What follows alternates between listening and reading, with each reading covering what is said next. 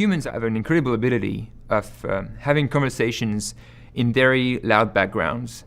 And we don't seem to care that much about the background. We're able to focus with what the other person says and to understand what they're saying and actually perceive that speech as if it was separate from the background. So this is called the cocktail party problem. So far, there's been a lot of work on trying to separate speech from noise that is not speech, so interferences other than speech. Recently, classification approaches, and most of them recently based on deep neural networks, have been very successful at doing that. And the way they work is that you feed that representation into a network that is trained to tell you which parts are speech and which parts are not speech. So that's all nice and good, but what happens if that other part is also speech? This is what happens. So we tell the network separate speech plus speech into speech on one side and the other speech on the other side. But the network doesn't really know what to do because they both speech first. So what should it grasp on? So the way we solved this is that we didn't change the network. We just changed the representation that it's trying to get. And instead of asking the network to tell us, is it speech or is it something else, we asked the network to produce a representation, we call it an embedding, of the characteristics of each source.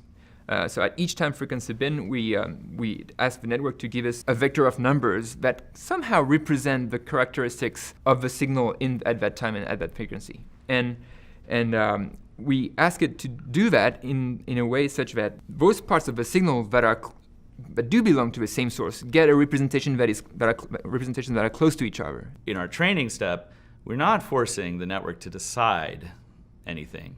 We're just forcing it to give an impression. This is my impression of this region. It must be sort of like this. My impression of the other region is a little bit different. And then later on, we have this global decision maker, the clustering algorithm, that comes in and says, these must all be one source and these must all be the other.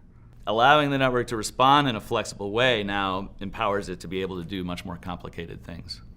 Here's an example of mixture of two female speakers. Obviously, same gender mixtures are the hardest because you can't rely on the fact that one is female and the other is male. July delivery platinum surged $13.10 before settling at $622.90 an ounce, up $12, period. So for a machine, this is really, really hard. And this is... Even though we made it extra boring so that the machine would like it. Yeah. So this is... so there are two speakers in here. This is one of the speakers. And maybe I can play how it should sound like. So this is what we're trying to get. July delivery platinum surged $13.10 before settling at $622.90 an ounce, up $12, period. And this is how we do.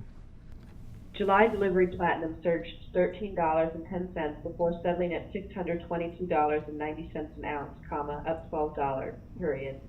First, we didn't really believe it, how good it was. Where this would really be necessary is for robots. If a robot is out in the world, he can't be putting a microphone in your face, right? It has to be just listening. And with this technology, it could be hearing multiple people talking around it, hearing events that are going on, listening for the sound of machinery and things like that, detecting sirens, many different necessary things when you're out and about in the world. We feel like this technology is going to be a key to open new directions, and there are many new things that we now think are possible thanks to this kind of technology.